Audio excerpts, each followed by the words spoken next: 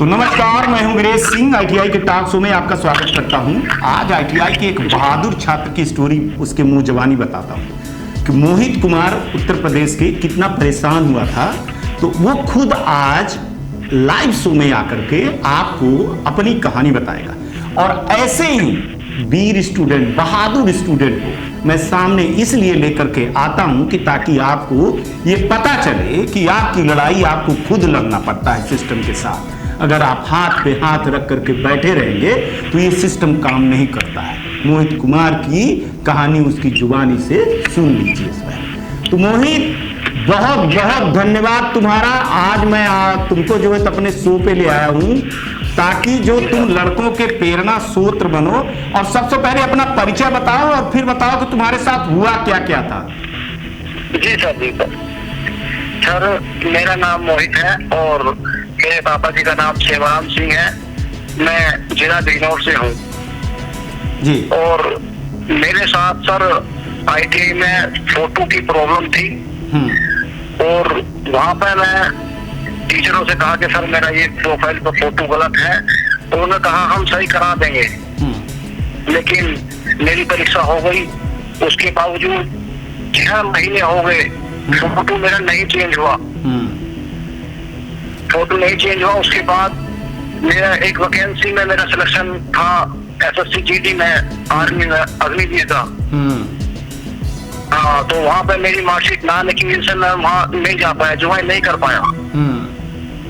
Joining letter भी मेरा आया हुआ था, लेकिन उसके बावजूद फिर मेरा एक नया सिलेक्शन हुआ आईटीआई जो ये होती है अप्रेंटिस रेलवे के लिए। वहाँ पर भी मेरी मार्कशीट नहीं आ पाई, तो जिस वजह से मैं वहाँ रह गया। 2 जगह से मैं सिलेक्शन से रह गया हूँ। फिर मैं भागना शुरू करा, कभी इधर के टीचर तो सही नहीं कराएंगे। फिर मैं एक दिन जो है मुरादाबाद मंडल में गया। वहाँ पे कहा उन्होंने कि हमारे यहाँ का कोई काम नहीं है, ये जो है अपने आईटीआई में जाइएगा और वहाँ कराइएगा। फिर मैं नोडल में गया, वहाँ से कहा कि सर मेरा ये प्रोफाइल पे है, आप इसको कर दीजिए। मैं कागज भी जमा करके गया हूँ आपके यहाँ। तो कहा हमने तो आपका वेरीफाई कर दिया है, आप जो है आगे से होगा। इस करके फिर मैंने स्टेटस निकलवाया साइबर से जा करके, वो एसपी आयुक्त दिखा रहा था ट्रेनिंग। फिर मैंने वहाँ पे एक संपर्क किया, तो फिर वो वहाँ कैंसिल होके फिर वो नोडल पे पेंडिंग दिखा रहा था। तो फिर 1 महीने बाद मैंने और सोचा मैंने कि कभी हो जाए सही। फिर मैं लखनऊ एससीबीटी पहुंच गया। एससीबीटी जाने के बाद मैं सर से मिला कि सर मेरे साथ ये समस्या है और मैं काफी समय से परेशान हूँ। 2 वैकेंसी मेरी निकल चुकी है, मैं लेकिन सेलेक्ट नहीं हो पाया। रोड लगा मैं हार के, सर कह रहे तू रो ना, हम तेरा काम कराएंगे और जो है अभी बैठ तू हमारे साथ यहाँ खाना खा। उन्होंने सर रहे मेरे से कहा। तो उन्होंने फिर कहा आप अपने प्रिंसिपल का नाम बताइएगा, कौन है वर्तमान में प्रिंसिपल नोडल में। तो मैंने सर से पूछा अपने जो कॉलेज के थे, उन्होंने कहा एक ये है, सर का नाम तो मैं भूल गया हूँ। हाँ ठीक है, नाम ना बताओ, नाम नहीं बताना, छुपाओ नाम। हाँ। फिर इस करके वहाँ उन्होंने फोन किया सर को और कहा कि ये बताइएगा बच्चा आपके यहाँ से आया है, ये इतना परेशान है, रो रहा है, इतना क्यों परेशान करा जा रहा है बच्चे को। कि सर नहीं, अभी ऐसी कोई बात नहीं, ये बच्चा हमसे नहीं मिल पाया। मैंने कहा सर आप झूठ बोल रहे हो, अब मैं आपसे आया था, बात भी की, लेकिन आपने मेरे गोद लिख दिया। तो फिर कहते हैं कि सर ये बच्चा आगे जा रहा है। जो एससीबीटी जो थे लखनऊ वाले, उन्होंने कहा ये बच्चा आगे जा रहा है, बताओ क्या कर रहा है, आईटीआई बंद करानी है आपको। जी। तो सर ने कहा अभी नहीं सर, बस इसका हम अभी करा दें। तो 10 मिनट के बाद इन्होंने मेरा वो पेंडिंग कर दिया। उसके बावजूद भी गलत भेज दिया, उसपे प्रिंसिपल के सिग्नेचर और मोहर लगा के अपलोड नहीं करके भेजा। हाँ, फिर वो उन्होंने कैंसिल करके फिर वापस नोडल के पास भेजा। फिर अगले दिन उन्होंने सही तरीके से वो वहाँ पे भेजा। फिर सर ने मेरे बोल की कि मैंने आपका वेरीफाई कानपुर RTPS के लिए पेंडिंग कर दिया है। कानपुर RTPS में मेरा कॉन्टेक्ट था, सर से मेरी बात हुई तो उन्होंने कहा मैंने एक दिन के अंदर अंदर मैं आपका करा दूंगा इसको। उसके बाद मेरा अगले दिन पेंडिंग आ गया दिल्ली NPIU पे। सर से वहाँ भी मेरा कॉन्टेक्ट था बहुत बड़ा से, आपने ही दिया था न्यूज से मुझको नंबर वो। हाँ ठीक है, तुम अपनी बात बताओ। हाँ जी, तो वहाँ पे मैंने जो है सर से कहा कि सर आपके यहाँ मेरा पेंडिंग है और मैं बहुत परेशान हूँ, मेरा ये आप काम करा दीजिए सर। तो सर ने कहा चिंता ना करो बेटा, हम आपका काम अभी कराएंगे, बस सर अभी बाहर गए हो। तो उन्होंने भी मेरा एक दिन के अंदर बार करा दिया था। अब एक चीज बताओ, अब आप लोगों की एक चीज समझाऊं, इस कहानी के पीछे मोहित कुमार मेरे से हमेशा संपर्क में रहा, हमारा शो देखते रहे और शो देखने के अलावा मोहित मेरे को बार बार परेशान भी कर रहे थे। परेशान नहीं, चलिए बेचारे फोन कर रहे थे और मैं मोहित को पुश कर रहा था और मोहित को मैं बता रहा था कि मोहित लड़ना सीखो। आप सोचिए, मोहित जैसे बहुत सारे लड़के अगर इतनी चीजें होती तो ना करते। ITI वाले से लड़ा, नोडल से लड़ा, स्टेट से लड़ा, RDT से लड़ा और DGT से लड़ा। यहां मैं मोहित को बता रहा था कि समझा रहा था कि तुम डरना नहीं, तुम्हारे साथ ITI टॉक शो है, अगर कहीं डरोगे तो तुम जरूर हमारा नाम लेना, हमारा वीडियो दिखाना। और इस बीच में मैं उनको गाइड कर रहा था कि अब तुम यहां मिलो, यहां जाओ, यहां जाओ, वहां जाओ। हाँ मोहित जी सर, आपकी तरफ से सर बहुत, आपकी तरफ से मेरे लाइफ में बहुत हेल्प मिली। और एक सर आप एक बच्चों के लिए भगवान हो, मैं इतना ही कहूंगा कि आप जैसे व्यक्ति अगर हमारे यहाँ रहेंगे तो इतनी समस्या नहीं हो पाएगी बच्चों। मोहित, जो लड़के अभी, मैं तो भगवान नहीं बड़ा भाई हूँ, चलो तुम्हारा धन्यवाद, छोटे भाई हो तुम कुछ भी कह सकते हो, वो हमारा आशीर्वाद है तुम्हारे ऊपर, तुम जैसे लड़कों पर। मैं ये कहना चाहता हूँ मोहित, आज कार्यक्रम में मैं इसलिए लिया हूँ, बहुत सारे लड़के डरते हैं, सोचते हैं ना, हर कोई बता देता, बताओ तुम कितना लड़े, 6 महीना लड़े हो, वो भी मेरे साथ रह करके। मैं जानता हूँ तुमको, शायद हमको तुम 4-5 महीने से हम हमारे साथ में हो तुम। तो इन लड़कों को क्या कहना चाहते हो जो लड़के इस तरह की चीजों से डरते हैं, बैठे रहते हैं या कोई मना कर देता है तो वो हो जाते हैं, तुम सिस्टम में लड़ाई लड़े, तो अपने भाइयों को क्या कहना क्या चाहते हो? मैं सर कहना चाहूंगा कि अपने हक के लिए लड़ना चाहिए, डटकर मुकाबला करना चाहिए। बिल्कुल, बहुत सही है। अगर आप लड़ोगे नहीं तो आज आपको ये लोग आपको वो कर रहे हैं, कल आपका परिवार करेगा, कल और रिश्तेदार करेंगे, तो आपको अपनी लड़ाई लड़ना चाहिए। जी सर जी, ये हमें अपने संवैधानिक तरीके से हमें अपने अधिकार मिले हैं, हमें अपने हक के लिए जहाँ हमारा हक दबाया जाएगा हम वहाँ लड़ेंगे। बिल्कुल मोहित, मैं यही सुनना चाह रहा था और यही लड़के मैं आप लोगों को सुना रहा था। आपका संवैधानिक हक है, आपको कोई नहीं कुछ कर सकता है, आपको कोई कुछ बिगाड़ नहीं सकता है। आप अगर सही हो, आप सोचो एक फोटो की प्रोफाइल के लिए। और सुनो, लड़का जब वहां गया ना, क्या कहते हैं, उत्तर प्रदेश में गया ना, ये सब चीजें वहां उत्तर प्रदेश के अधिकारी जानते थे कि ITI टॉक शो वालों ने भेजा है। मैं अंदर से लगा था, पर मैं चाह रहा था कि मोहित अपनी लड़ाई को स्वयं लड़े और लड़ करके मोहित जीते। मैं जान रहा था, वहां जब मोहित गया तो मोहित को वहां के अधिकारियों ने बैठाया, खाना खिलाने के लिए बोला और तुरंत कार्रवाई की फोन पे। जब आप सही होते हो और आपको सही मार्गदर्शन मिलता है तो आपका काम होता है। फिर मोहित को आप देखिए, मोहित पूछा कि सर ये RDT क्या है, ये यहाँ क्या है, मोहित हमसे पूछता गया कि कैसे करते गए, मैं हर एक चीज उसको बताता गया। फिर वो RDT से मिला, वहां भी मैंने इसको पता दिया, फिर दिल्ली का पता, मोबाइल नंबर दिया इसको, तो वहां से जा करके इसने लड़ाई लड़ी है और ये आप लोगों के लिए बहुत बड़ी सीख है। थैंक यू मोहित। और कुछ कहना चाहते हो कि हो गया? बस सर अब कहना क्या ये है कि मेरा तो यही विचार है, कहीं काम हो ना हो, लेकिन मैं सर आप जैसे सर के साथ में काम बिगर पैसे से कर सकता हूँ, किसी बच्चे के भविष्य के साथ ITI वाला खिलवाड़ ना करे। जी जी जी जी जी, सही है। और मोहित, घर में सब ठीक है हम ना? जी सर, हाँ सब घर के भी सर, मैं वो गरीब मिडिल परिवार से हूँ। मैं जानता हूँ, मेरे को तो सब स्टोरी पता है तुम्हारे बारे में, पर अब तुमको बहुत अच्छी नौकरी मिलेगी हो सकता है कि तुम्हारी कोई अच्छी नौकरी इंतजार कर रही थी, तुम अग्निवीर में चले जाते तो हो सकता है कि तुमको, वो भी नौकरी छोटी नहीं थी, पर तुमको अच्छी नौकरी मिलेगी। और लड़कों को तुम हमेशा एक प्रेरणा स्रोत रहोगे।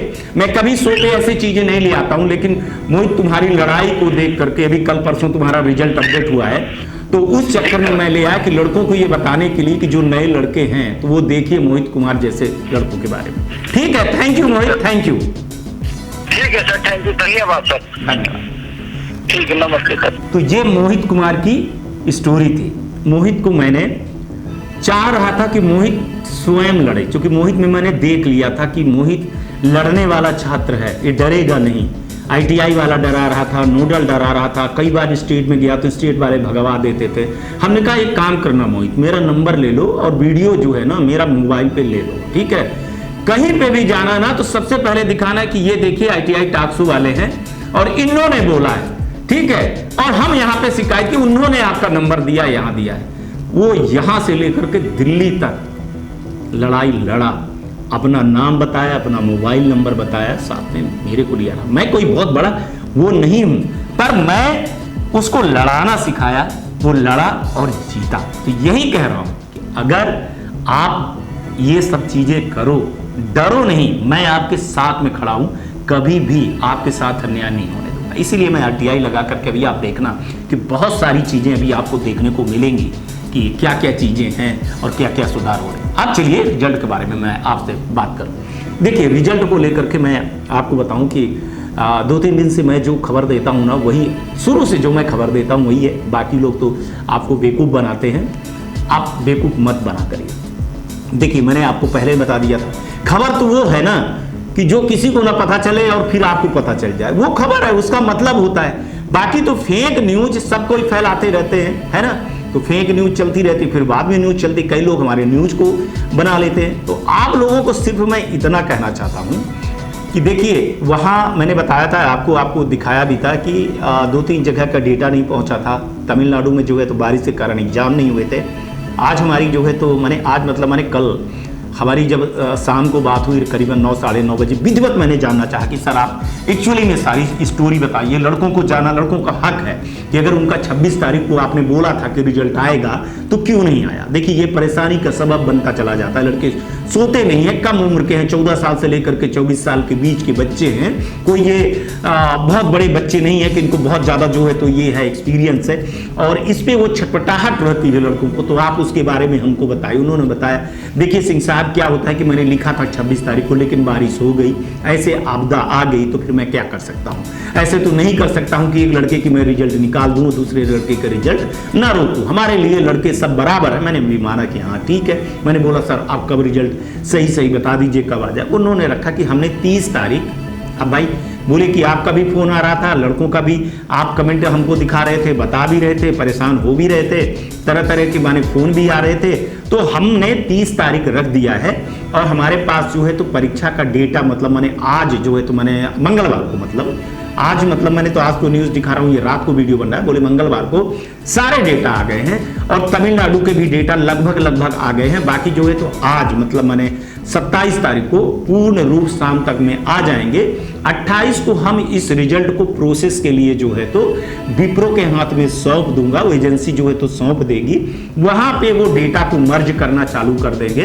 तो 28 को पूरा मर्ज करेंगे। तो क्या होता है मैं आपको पहले भी बता चुका हूं कि जब भी डेटा मर्ज होता है तो उसको 24 घंटे लगते हैं। तो 28 और 29 को अगर उन लोगों ने कर लिया और पहले भी अगर टेस्टिंग किए होंगे जो विप्रो नहीं बताती है, अगर मान के चलिए कि उन्होंने कर लिया तो कोई जरूरी नहीं है कि 30 तारीख को आए, हो सकता है कि 29 को आ जाए, हो सकता है कि 28 को आ जाए, हो सकता है कि 27 को शाम को आ जाए। और अगर मान के चलिए कि कुछ थोड़ी बहुत दिक्कत होती है, जरूरी नहीं है कि 30 को आए, 1-2 दिन आगे पीछे हो सकता है। लेकिन डीजीटी बाध्य है कि नहीं, हमने जो है तो विप्रो को बोल दिया है कि आप 30 तारीख को रिजल्ट निकाल दीजिए। अब देखिए सुबह आप जागे तो रिजल्ट निकला मिले या ना निकले, 30 तारीख मतलब रात को 12 बजे तक वेट किया करिए है।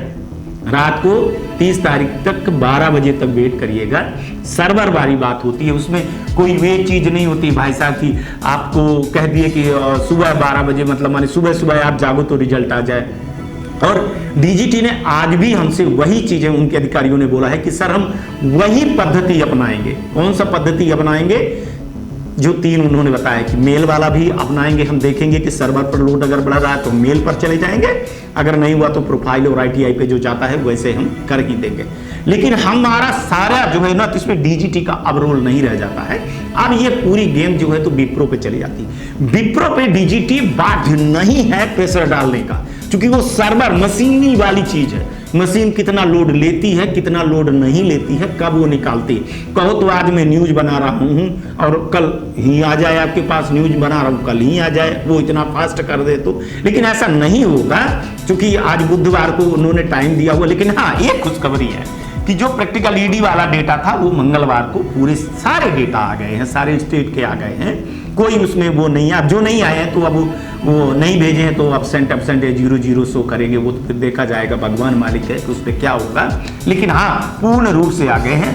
तमिलनाडु के कुछ डेटा अभी बचे हुए हैं, उन डेटाओं को आज मतलब माने शाम तक में 5:30 बजे तक कर दिया जाएगा, और नहीं तो कुछ ही जो बचेगा तो वो शायद गुरुवार तक जाए, मतलब माने हमारे हिसाब से 28 तारीख तक जाए, बाकी इससे ज़्यादा नहीं जाएगा। मेरे को नहीं लगता है कि 28 तारीख के 12-1 बजे तक में सारे डेटा आ जाएंगे, क्योंकि ये जो डेटा है ना वो CBT वाले परीक्षा वाले भी डेटा है, तो वो CBT वाले डेटा में ज़्यादा टाइम नहीं लगता है ना। वो क्या है कि एजेंसी के जैसे एग्जाम हुआ तो एजेंसी जो है तो उसको 24 घंटे से 48 घंटे तक में जो है तो उसको DGT को सौंप देती है, फिर DGT उसको जो है तो विप्रो को सौंप देता है। तो इसमें 2-4-3 दिन मान के चलिए, 3 से 4 दिन कार्रवाई के लिए लगता है। तो अगर पूरे देश का बन गया, सिर्फ तमिलनाडु भर का है, तो मेरे को नहीं लगता है कि बहुत ज़्यादा टाइम लगेगा। आप लोग देखते रहिएगा, मेल पे चेक करते रहिएगा, मेल पे आ जाएगा। और आप देखिए, मेरे को बताने की ज़रूरत नहीं है, आप समझिए, अब मेरे को भी थोड़ा सा मुक्त कर दीजिए। बहुत सारी आपके हित के लिए चीज़ें लगी हैं। तो अभी देखिए, मैंने कल लड़ाई लड़ी है, अभी मेरे को आज 27 तारीख को लड़ा हूँ, 28 को, 29 को, 30 को। ये 4 दिन हमारे लिए बहुत टफ काम है, एक तरह से आप समझिए कि मुकदमा है। और तो वो सारी चीज़ें लड़ाई है, तो बहुत सारी चीज़ें हो रही हैं, थोड़ा सा मेरे को मुक्त कर दीजिएगा। लेकिन जो भी शो बनेगा, शो तो बनेगा देखिए, लेकिन आप लोगों का हट करके बनेगा, क्योंकि DGT को इतना दबाव मैं नहीं देना चाहता हूँ। आप समझिए कि अगर इतना मैं दबाव दे दिया तो प्रेशर में फिर दूसरी चीज़ें होने लगेंगी, तो दिक्कत खड़ी हो जाएगी, है ना। तो आप लोग प्लीज इंतजार करिएगा, किसी भी दिन आपके मेल पे या उस पर आ जाएगा तो आपको पता चल जाएगा। ठीक है, चलिए आज तक के लिए इतना ही, और फिर आऊँगा तो फिर आप लोगों से बात करूँगा। तब तक आप लोग अपना ध्यान रखिए, आसपास सफाई रखिए, बड़े बुजुर्गों का सम्मान करिए और RTI टॉक्स को देखते रहिए। नमस्कार, जय हिंद, जय भारत। नमस्कार, मैं Shailendra Gupta, director AG enterprises Delhi से बात कर रहा हूं। AG टेक ब्रांड पिछले 15 वर्षों से ITI टूल्स की मैन्युफैक्चरिंग एंड सप्लाई पूरे भारतवर्ष में कर रहा है। पूरे भारतवर्ष में किसी भी स्टेट में NCVT, SCVT ITI खोलने के लिए संपर्क करें। अधिक जानकारी के लिए नीचे दिए गए नंबर पर संपर्क करें। धन्यवाद।